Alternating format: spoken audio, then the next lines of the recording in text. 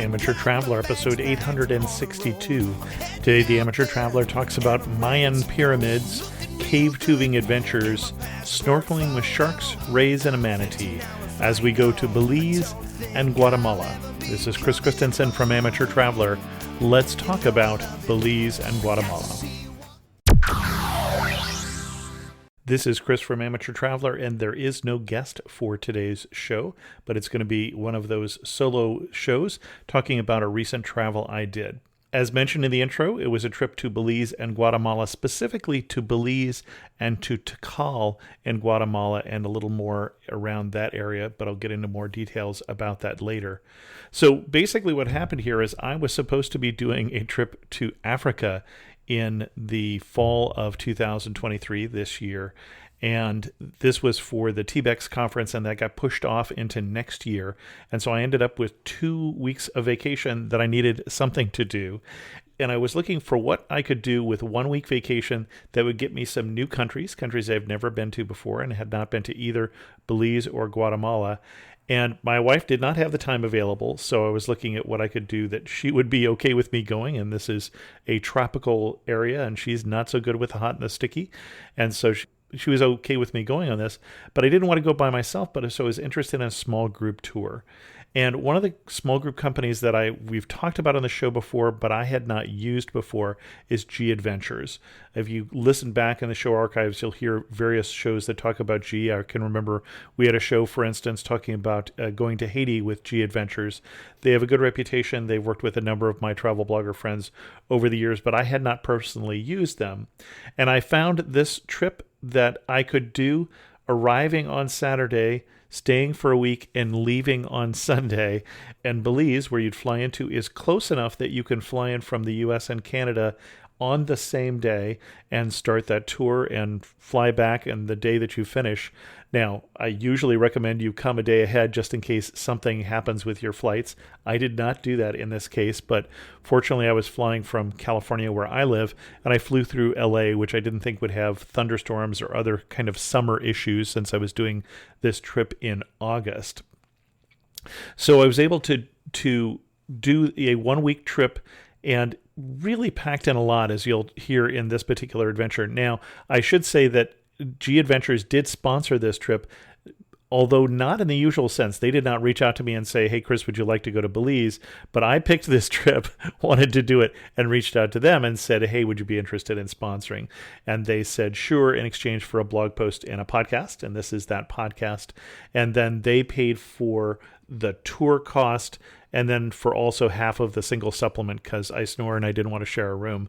I paid for meals and for flights, and then for the additional adventures. And this is definitely one of those tours where I would recommend that you do some things that are not included if you want to have an even better trip. And I'll point out as we go along what things I did that are included in that.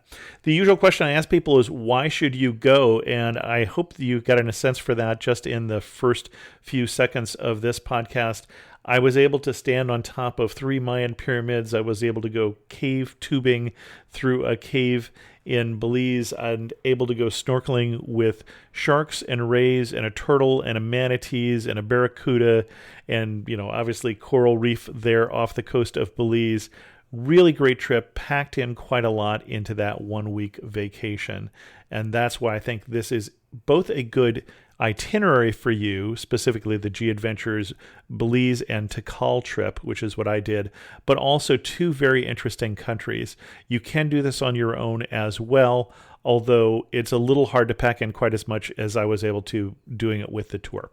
So the itinerary for this trip is you start in Belize. You start on Saturday night with a meeting that orients you with the group. And then on Sunday, you drive all the way to Guatemala, all the way across Belize. It's not a big country. And then go to Tikal the next day. That's included in the trip. And then come back into Belize and go to San Ignacio, which has a lot of tours for adventure travel that we'll talk about there that are not included but definitely recommended.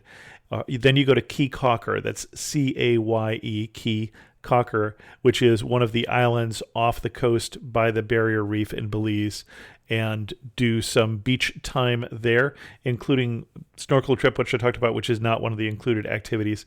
And then basically that's where the trip ends, and then you make your way back to catch your flight on the last day there. One of the interesting things about Belize, it is really surprisingly close to the U.S. since it is in the Yucatan Peninsula.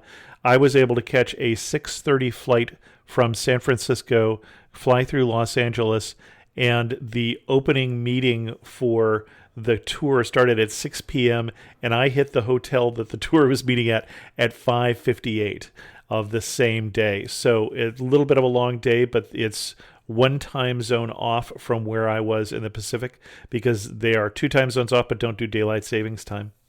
And was able to meet up with our guide. Our guide was Susie. It was her 97th trip that she was guiding with G Adventures. She is originally from England, but lives in Guatemala, lives in Antigua, Guatemala, and speaks fluent Spanish, is also in her copious free time, or has previously been a dive instructor, and traveled all over the world. Very interesting person, great guide. I've had world-class guides before, and Susie definitely ranked with that, and everybody on the trip agreed with that. The other thing I'd say is, I'm just going to be upfront with you. I'm going to talk about an itinerary, and I'm going to talk about this tour. You're not going to have as good a time as I am, and I apologize for that.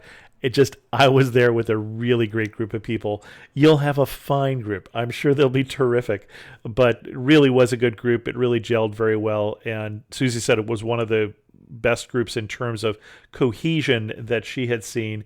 We had a couple from Leeds in the UK, he a photographer, she a researcher, a man originally from the Philippines but living in Dallas working in telecom, a nurse practitioner from Nashville who works in a clinic for refugees and immigrants, an assistant TV director from Toronto, Canada, school teacher from London, and a college professor from central Pennsylvania who had a minor in archaeology, which will come up again later in the story, and a Hawaii cruise ship crew member originally from California.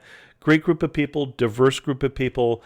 And one of the reasons that I chose to do both a G Adventures small group tour and a small group tour is that it would have been fun to do this on my own, but it wouldn't have been as fun as doing this with a group of people that I got to know them.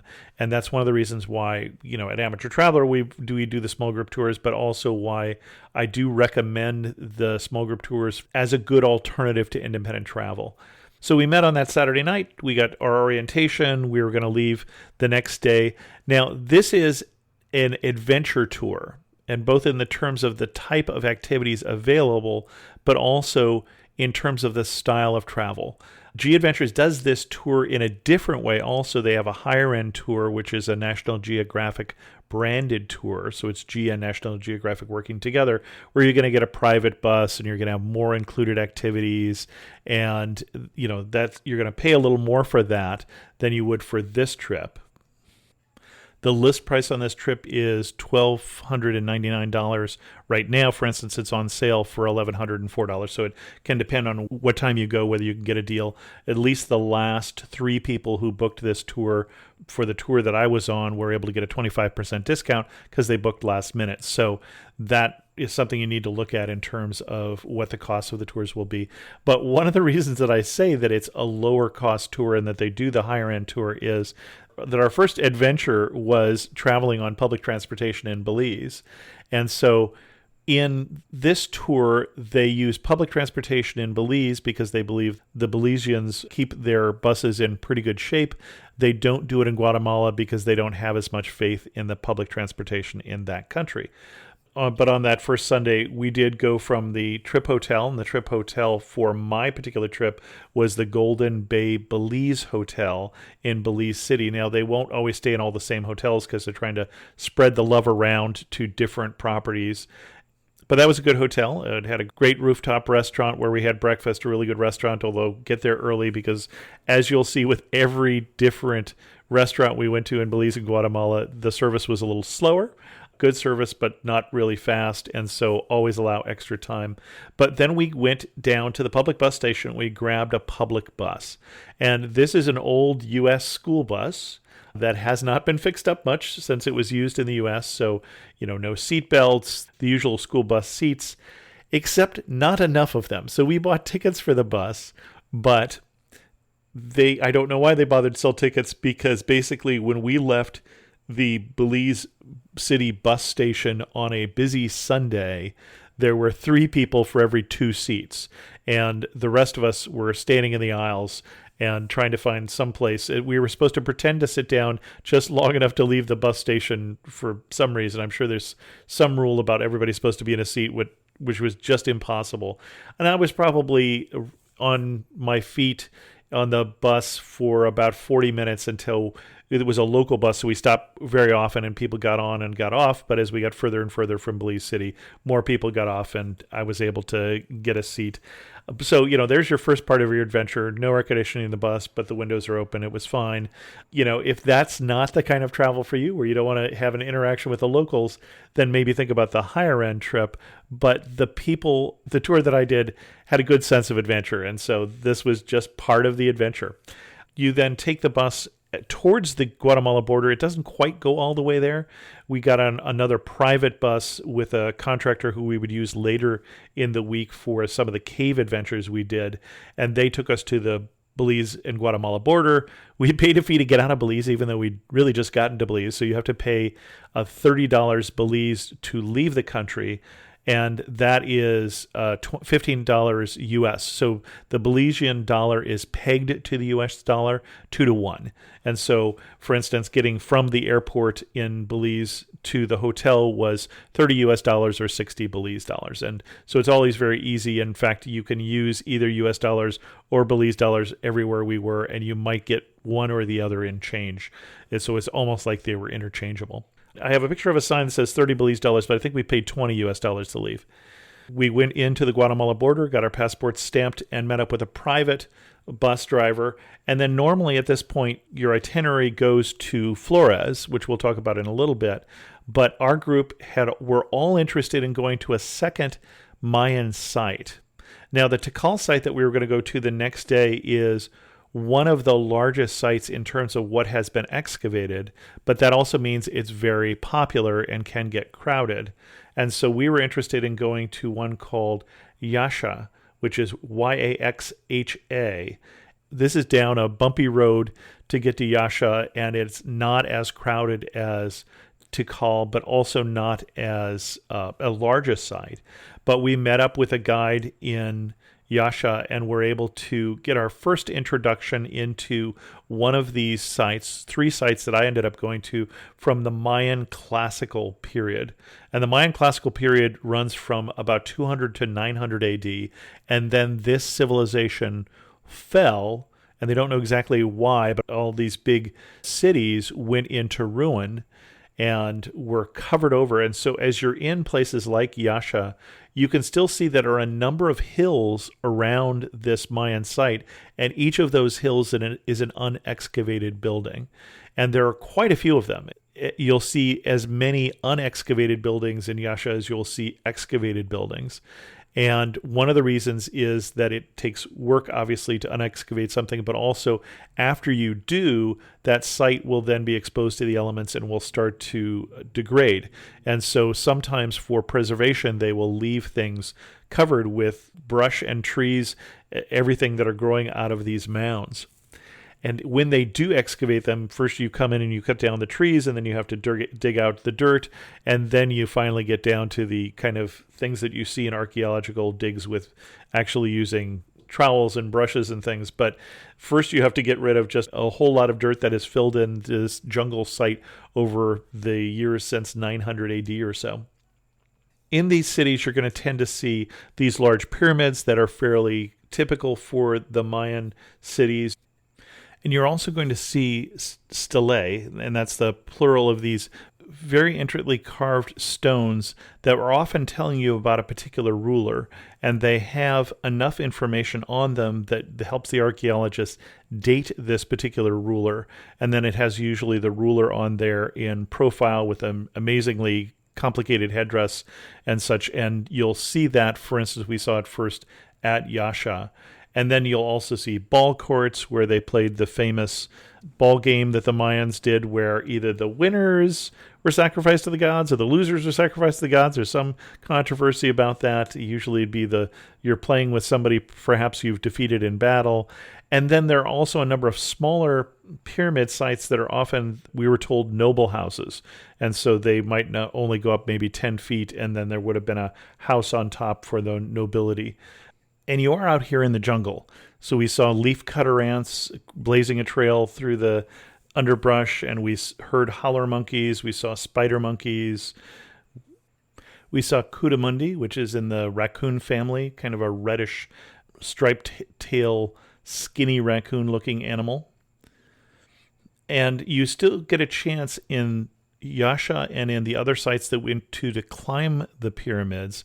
Now, in Yaxha and in Tikal, you don't climb right on the pyramids, for most of them at least. For the major pyramids, you're climbing up wooden staircases, so you don't have to have the best footing to be able to go up those stairs, because they're definitely easier to climb than the pyramid itself. And you are on a wooden platform so that you're protecting the site itself, because all the feet of visitors, even in some place like Yaxha that doesn't get as many visitors, would damage the pyramid. And so you're not standing on the pyramid itself. Although with some of the smaller pyramids, they were still allowing the group to climb them. And this is the place where you feel like you're going to break your neck, because there are uneven steps and things like that going up. But as you climb the pyramids, you get these great views off into the jungle, because you're in the middle of the jungle and you get some lakes around you at Yaxha. We were there in the rain off and on, because you're in the jungle in Belize and Guatemala. You're going to see rain off and on. That is just what you're going to see. I don't think I ever saw a perfectly blue sky our whole trip. There were always some clouds somewhere and sometimes a little rain on us, but never really got in the way of our trip. Oh, speaking of rain, so I forgot to tell the story. When I first came into Belize City, I just grabbed a cab from the airport to the hotel, and the cab driver says, "Oh, hey, do you mind if I pick up some friends?" Well, I don't really think he knew them, but they were some people who were hitchhiking into town, and I think they may have given him a little money for the ride too.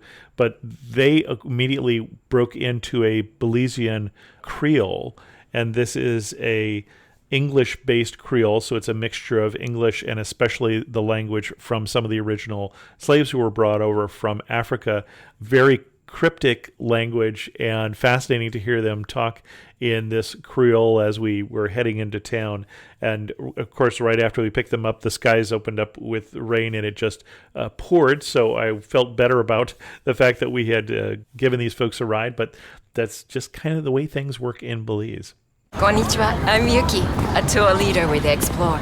Who knew that hidden among Tokyo's towering skyscrapers was a peaceful tea house surrounded by ancient trees and serene ponds? Actually, I knew. It was my mother's secret sanctuary. Not everyone knows about Tokyo's Hamarikyu Gardens. Arigatou gozaimasu. But you will if you explore. Search exploreworldwide.com and don't just travel, explore. So, but back to Guatemala, we saw Yaxha, and it's hot as you're climbing these pyramids, and so make sure you bring some water and some insect repellent and some sunscreen. You don't need the sunscreen as much when you're in the jungle canopy, but when you're up on the temples, then you kind of pop up above the canopy and you can get some sun. That was not so much our issue as so much as bringing enough water so that you didn't get dehydrated on this particular trip. So then we took the hour's worth of bumpy ride back towards Flores, where we stayed. I don't know how many of you have been to Flores, but it is a touristy town. It is in the middle of a lake, Lake Pitan Itza, and it is not a big town. It's probably a 5-minute walk from one end of the island to the other, and then there's a causeway heading off to a larger city. But this is kind of this little tourist enclave for people who are predominantly coming here to visit Tikal. Beautiful little city, definitely touristy, restaurants, hotels, bars, shops, and things like that in this colorful little island. And we got back, and some people just went right to bed because we were already exhausted. This was day one, and we'd already climbed a pyramid or two. I climbed one. Some of the other people in the group climbed more than one. And then, grabbed some dinner and started off early the next day for Tikal. And Tikal is like Yaxha, but more so. It's such a big site that you can't see all of it really in one day. And when you're in the main plaza, you're still a mile walk back to your bus or your car in the parking lot.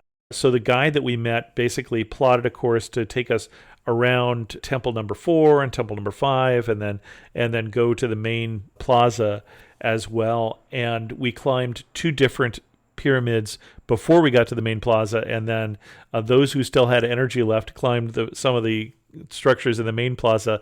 That was about the point where I needed to get a cool drink and just sit in the shade for about 15 minutes instead. But just a fascinating site. It is just so tremendously huge. Of the Mayan sites that I have been to, it is the most impressive one that I have seen, and that includes the ones I've seen in the Yucatan and the ones in Belize and Guatemala. It is not that it was the largest city. One of the ones I'll go to later was actually a larger city they now know, but more has been excavated at Tikal.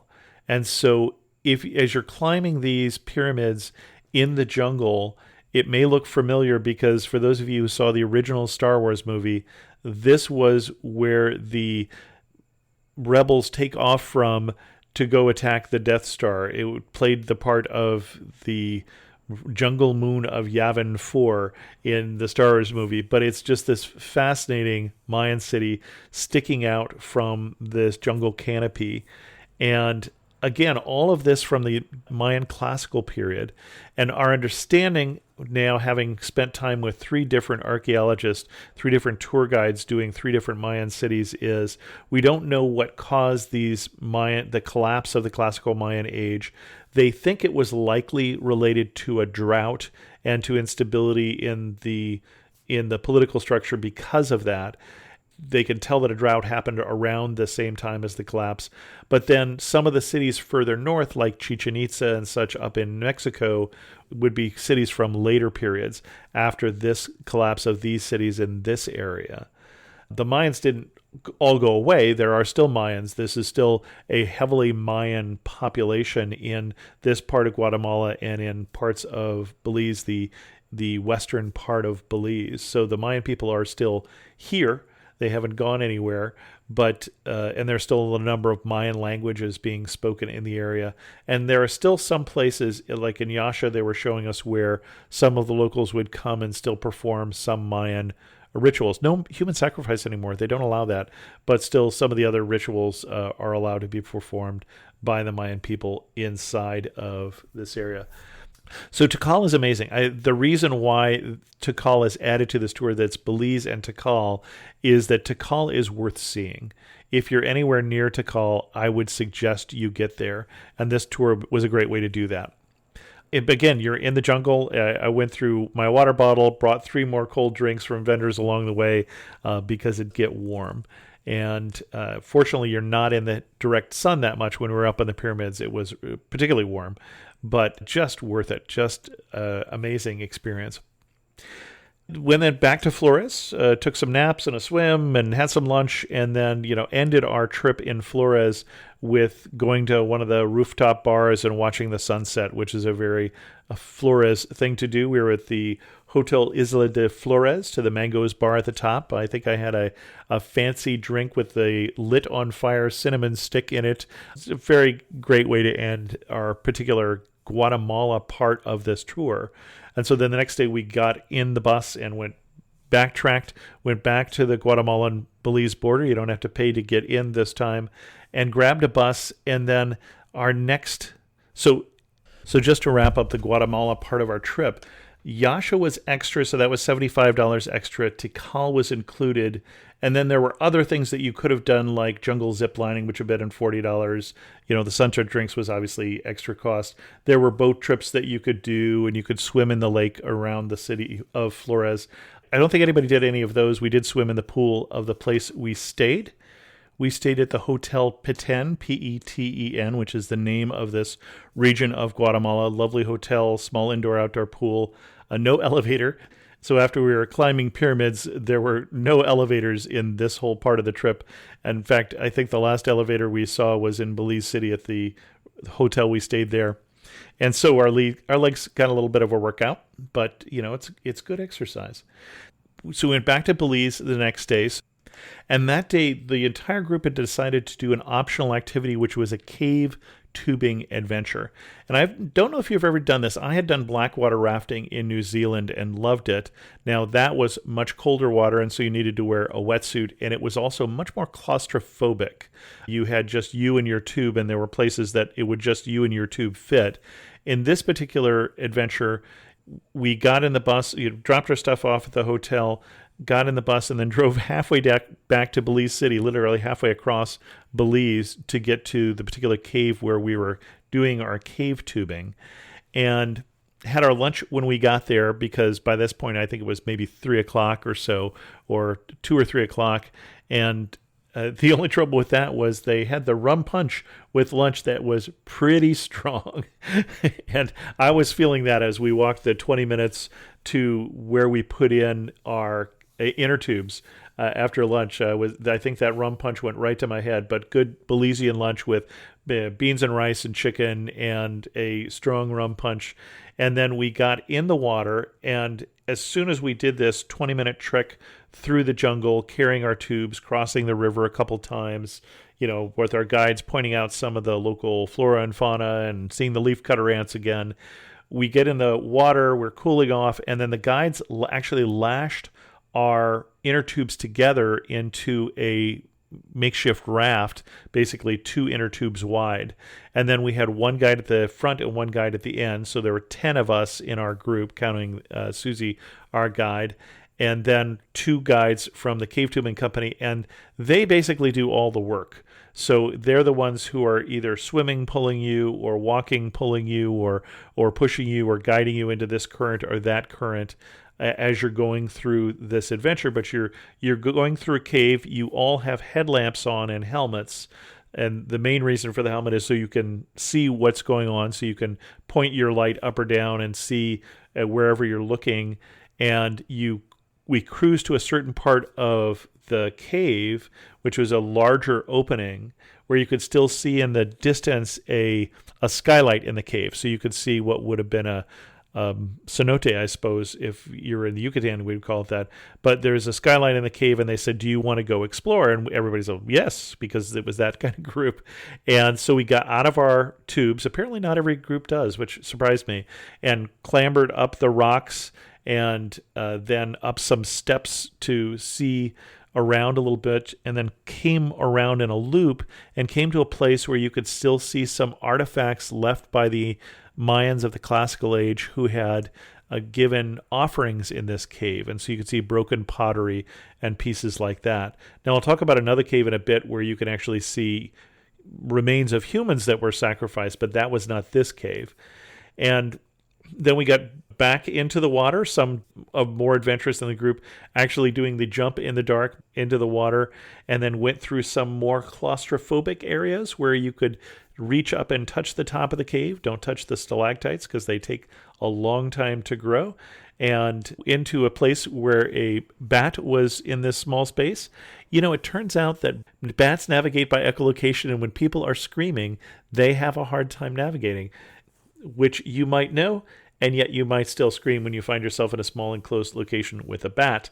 And so we came back into tubes got back in that, and then had a leisurely basically float down to where we had gotten in and got back out of our tubes. There was a moment here where we're back in the tubes. We've done this exploration. We've seen the artifacts from the classical Mayan period. And I was just lying there, just loving it, playing my light off the roof of the cave, thinking I could die now a happy man. There's something about these caving experiences in the dark, in the water, that I think are just a great experience. So this was an optional experience, but I highly, highly recommend to do it. And everybody in my group would also recommend that. That's a $90 experience that added on there. Now, the next day, we had options, and the group broke up into multiple different groups. And so there was an option to do the crystal cave, where there's a lot of crystalline structures. That was like $110. And then there was the ATM cave, and that's the one I mentioned. That's a very well-known cave. And that's the Aktun Tunikal Mukanal cave. And, I probably don't speak Mayan. And that is basically the cave that is another water-filled cave where you'll actually see the remains of some ancient Mayans. I did not choose to do that one because, in part, I had just done the other cave experience, but also in part because you can't bring a camera in. And it wasn't something that I felt I could cover quite as well in a blog post, for instance, since I couldn't take pictures. Were some unfortunate incidents that caused the no camera rule, where someone dropped an SLR on a skull of a ancient Mayan skeleton that was there, or somebody stepped backwards trying to take a picture and stepped on the leg of, and broke things. So at one point, all tourists were thrown out of the cave, and the tour companies basically worked with the Belize government to talk about, well, what rules can we have? And so you now have to go in a smaller group. The guide to guest ratio is low and no cameras are allowed, just so you're paying a little more attention to what you're doing. So I didn't do that, but some people on our trip did that, loved it. One couple did the Raptor Center. So they had their pictures taken with hawks and other birds of prey, owls. It looks like they had a great time. I had done that before in Ireland, and it's fascinating if you haven't spent some time with birds of prey. It can be very interesting, but I instead did another Mayan site, and that's the Caracol site. And one of the reasons I did that is one of the members of our tour, I mentioned that somebody had a minor in archaeology. So she had written actually about Tikal when she was 10, doing a book report. So going with somebody who had been wanting to visit Tikal since they were 10 was a great experience, because she was practically in tears seeing the place. And I think we enjoyed it more appreciating it with her. But then she had been offered a chance to do one of the original digs at Caracol back when the place was being opened up for tourism about 23 years ago, and had turned it down for other opportunities. And so I went with her and another traveling companion, and then Leo was our guide, and Leo had been on 3 seasons of digs at Caracol. And so as we're touring the site with Leo could said, this is where I was digging, and this is what we found here. And my buddy who was digging over here found this other sculpture, or, there were bodies that were still over here, and we don't know if that's people who had come back during the collapse, or whether there was disease that had happened, or we don't know what exactly happened here, but could give us a much more interesting experiential guide to this site. Now, the Caracol site is much smaller than Tikal, but that's because less is excavated. Turns out it's actually, they now know, a larger city. In fact, the original Caracol site would have been twice as large as Belize City, which has 100,000 residents, and probably with twice as many people as well. And so it was a huge city here in the jungle. People didn't used to go there very much because it was out of the way. And when I say it was out of the way, it used to be that it was a 5-hour drive from San Ignacio, and a 5-hour drive in a kidney-busting, axle-breaking kind of road to get there. Caracol actually was named for a sea snail that is in the area that has a spiral shell, because it felt like that's what the road was like to get there, is that you were spiraling in. And the tour companies couldn't make very much money doing those sort of tours. First of all, people didn't want to do that kind of very arduous trip, but also it was damaging their vehicles, and so you just couldn't make a profit at it. There is an effort in Belize using some international investment funds to build a lovely road all the way to Caracol. Now, unfortunately, when they build that, that means that it will be much more heavily touristed than it is today. When we arrived, there were 3 other cars there, 3 other vehicles, and I think we were the last vehicle of the day. When we left, we were the only vehicle in the parking lot besides one belonging to the Rangers. And so it is like having your own private Mayan site right now. It is not a 5-hour trek to get there. It is still a 2-hour trek, the first half of which on a really good road. And then the other half, as Leo said, a complimentary Belizean massage. And so paved road, and then you get on the road that is the dirt road that they're getting ready to pave for, a number of miles. And then it turns into the old road that is, very beat up and very narrow. And, finally get to Caracol, and it's in itself an adventure to get there. But a beautiful Mayan site, again, not a large site, smaller than Yaxha and smaller than Tikal in terms of what is excavated. There also aren't that many stelae there. There are some in a covered area by the main visitor center, which could use a little work, the main visitor center there. And they're a little hard to make out because they have degraded a bit as they were exposed to the elements. But then there were also 30 that were taken at one point early in the excavation by someone and have disappeared. I think 2 ended up in museum and the other 28 are unaccounted for. And so you won't see as many of those. There's a couple of replicas, but not as many as you'd see at Tikal or Yaxha. But then the main pyramid site, the main pyramid area, is interesting because it's a larger pyramid in terms of the width, because at the top there are 3 individual temples. And so you can climb that pyramid. No wooden platforms and no wooden steps here, but there probably will be when they're opening up to cruise ships and tour buses, as they hope to do in the future. In some of the places, Leo told us that when it was originally uncovered, you could still see that on top of the stonework, there was stucco. Some of that was still visible, but a lot had already worn off in the 20 years since this has been uncovered. But some still had original painting. You could still make out red paint, for instance, in one area, but he said when it was originally uncovered, it was almost pristine, having been preserved by being covered up. And again, most of the site here is still covered up because it's quite a few square miles, and it's not clear how much they will uncover in the future. There's not a lot of current excavation still going on there. There's some archaeologists there, and we got to see where our tour member would have lived if she had done that dig early on in her career. So that's Caracol.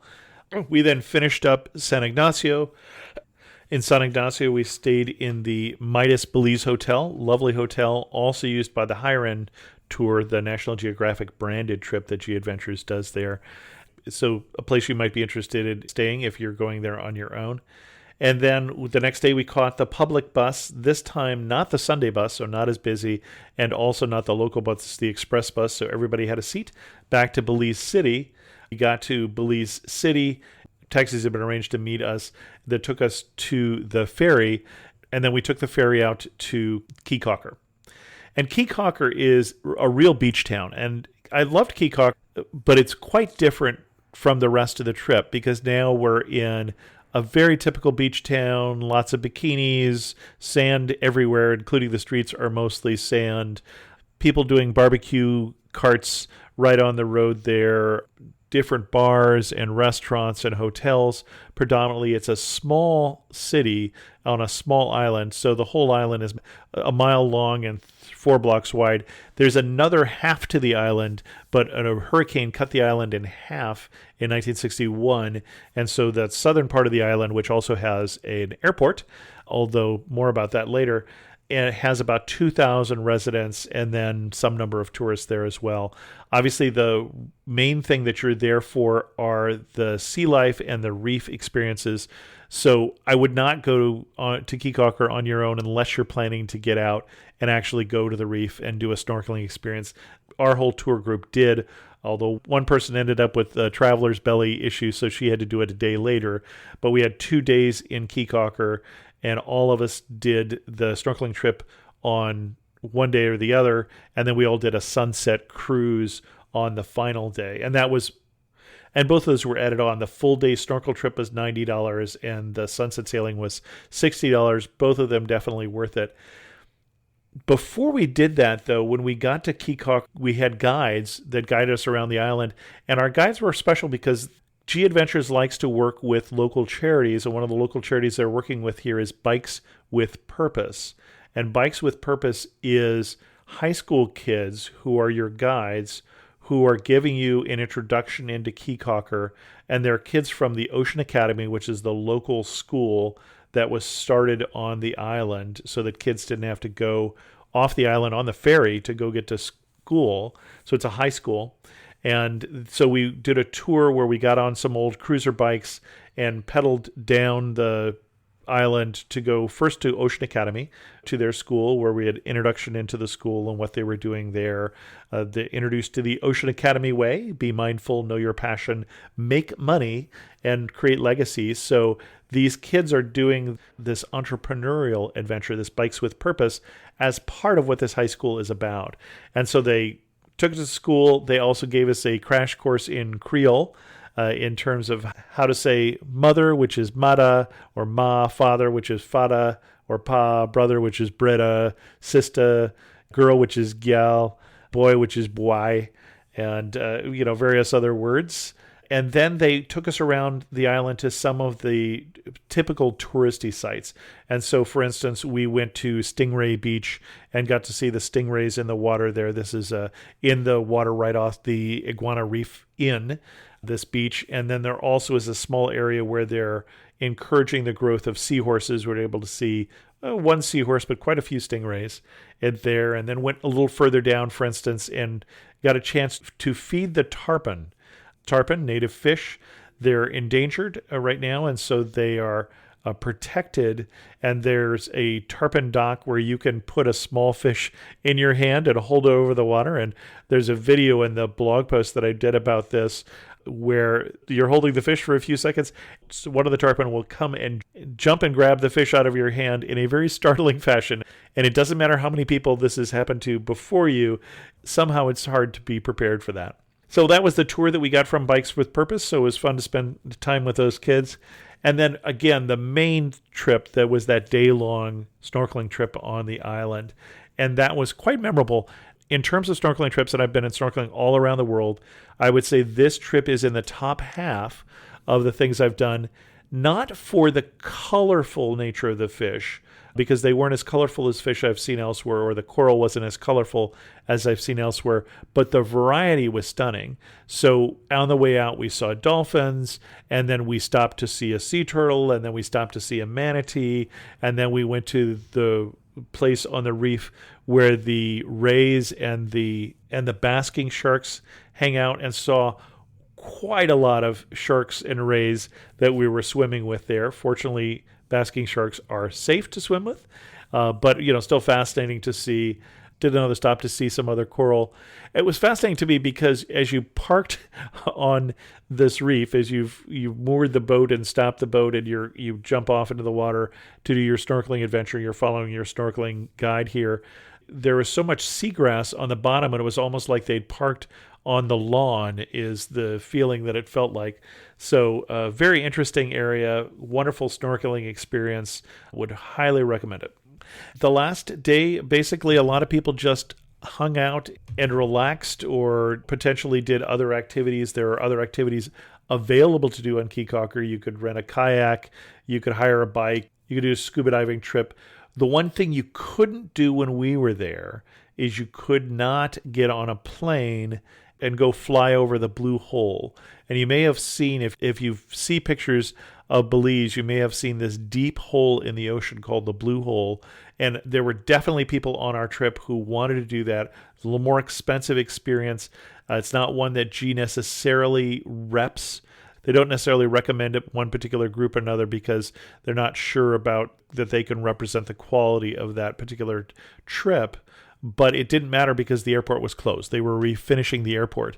That was something we learned when I was there, which was interesting because I had a flight to fly off of the island to get back to the airport on Sunday. And remember, I was doing this all within the time period of 1 week. So I was quite surprised to learn that the airport was closed and I had a ticket for an airplane trip. But it turns out it's not that difficult to get to the Belize airport from Caye Caulker. I caught the 6:30 ferry on the day I left on that Sunday. I was able to make a 10 o'clock flight in Belize City. So you take the ferry in, and then you take a taxi out to the airport, and was there in plenty of time. In fact, the people who took the 7:30 ferry would have made it for my flight, although it would have been uncomfortable. So certainly if you give yourself something like 3.5 hours to get from Caye Caulker to the airport, that seems to work out just fine. That's the activities that we did on the trip. So we stayed in 3 places. We stayed 1 night in Belize City, 2 nights in Flores, Guatemala, 2 nights in San Ignacio in Belize, and then back to Caye Caulker for 3 nights, and then back off again. So quick trip, 2 countries, great sights, worth doing. And thanks to Susie, who was a great guide who made it a lot of fun along the way, always giving us enough information so that we could make good decisions about what to do. And of course, for my wonderful traveling companions who made it a real fun trip. And I hope you find traveling companions when you do this trip as good as the ones that I did, although you probably won't. And the usual questions I ask people at the end is, you're standing in the prettiest place. Where are you standing? What are you looking at? And if I say prettiest place, I am probably on a pyramid in Tikal. I'm probably on pyramid number 4 in Tikal and looking out at the jungle canopy with other temples poking up from the jungle canopy. Beautiful, beautiful spot. We weren't there at sunset, but I suspect it would be even better at sunset. And then one thing that makes you laugh and say only in the Belize, and you got to say the buses. That was just such a bizarre experience because there were no chickens on the bus. It was not a chicken bus, but it was that sort of, how does this system work? And yet I think it works for the locals. I think it's an affordable means of transportation for them. But certainly when you're not used to that experience and you're watching people get on the bus and you're thinking the bus is already full, it is kind of one of those fun, learn what it likes to be a local kind of moments. One of the things that's interesting about Belize, of course, I mentioned the strong Creole, but the official language is English, so you can get by in English fine. Guatemala, of course, the official language is Spanish, although Flores is such a touristy area that English is really all you're going to need there as well. And if I had to summarize this trip and these 2 countries, what I saw of them in 3 words, I would say adventure, jungle, and beach, because you get the adventure nature of, for instance, cave tubing and what other activities you do there. You get the Mayan. Oh, maybe I should have said Mayan. Darn. I should have said Mayan, because the Mayan, not just the Mayan pyramids, but also the whole Mayan culture, and getting to know, for instance, Leo, whose family is Mayan, and getting his view into what it was like to grow up with that culture today, as they are now embracing it more than they were able to in previous years, now that Belize is independent. And beach, of course, because Caye Caulker is just a beautiful beach kind of town, and very easy to love Caye Caulker if you like a beach town. One thing I would say, when we were there, there was one thing that was a little unpleasant is, when we were there, there happened to be quite a lot of seaweed that had floated in and was now decomposing, and so there was kind of this kind of sewagey smell that Susie said they didn't have even just 2 weeks earlier when she was there. But that was the only thing I think about Caye Caulker that I didn't enjoy as much on our particular trip, but not something that they normally have, I am told. And we stayed at a Paradise Hotel in Caye Caulker, which I didn't mention. That's my trip. So this is Belize and Tikal from G Adventures. If you're interested in booking that, I'll put a link to that in the show notes. And then there'll be my pictures in this episode. And then also, if you don't normally look at the pictures in this episode, I'll put a link to the blog post that I did about the same adventure, which will have some of my pictures in there so you can see what we're talking about. Special thanks to the patrons of the show who help support Amateur Traveler financially. If you're interested in becoming a patron of the show, you can learn more by going to patreon.com/amateurtraveler. For as little as $5 a month, you can support the show, get the show early, get a monthly Zoom call, and an ad-free version of the show. That also means those versions will always have the chapters, even if it's a 2-year-old show. I heard from Ezra after the show we did on Lake Garda, Travel to Lake Garda and the Verona countryside, episode 855, And Ezra said, this episode brought me back. My family and I spent a week in the area in 2019, rented in San Zeno de Montaña, and would do it again in a heartbeat. Loved exploring the region, alternating lazy days on Riva del Garda. For a special treat, we spent a day at Aqua Gardens Term Verona, and it was magic. Definitely felt like we were living like a local. Hope to go back one day. Thanks so much, Ezra. I also heard from Dan recently, a patron of the show, who commented on the chapters. I remember I would ask information about people who were using chapters. It says, "Hi, Chris. The chapter images are one of the things I love about the Amateur Traveler podcast. At the end of this episode, you asked how we see them. I'm using Pocket Casts on my Samsung Galaxy Note. Usually, though, I also download podcasts to my Windows laptop with G-Podder and listen with Winamp through a decent set of speakers. So I take the effort to synchronize playback on Winamp and Pocket Casts to have good sound to accompany the visual. Love the show, Dan." Thanks so much, Dan. And wow, that sounded like a lot of work when you put it that way. With that, we're going to end this episode of Amateur Traveler. If you have any questions, send an email to host@amateurtraveler.com, or better yet, leave a comment on this episode at amateurtraveler.com. And thanks so much for listening. Got to see one more cathedral. I got to sit in one more cafe. I know that I should